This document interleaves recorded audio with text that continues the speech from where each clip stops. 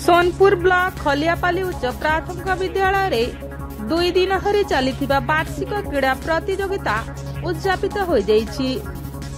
प्रधान शिक्षक लोकनाथ दास को अध्यक्षतार आयोजित कार्यक्रम रे मुख्य अतिथि भावे खलियापाली सरपंच रुक्मिणी नायक, सम्मानित अतिथि भावे परिचालना कमिटी सभापति बुद्धदेव कांड, मयूरउड़ान सीआरसीसी उमाकांत मिश्र, नवीन कुमार महाकुर प्रमुख जोग देथिले।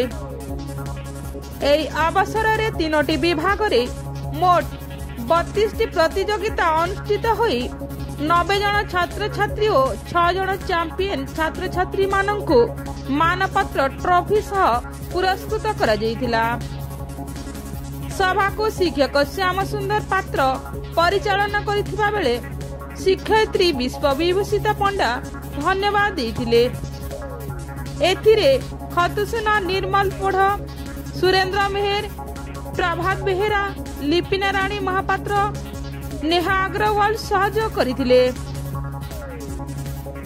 Bureau report, Tanusha TV.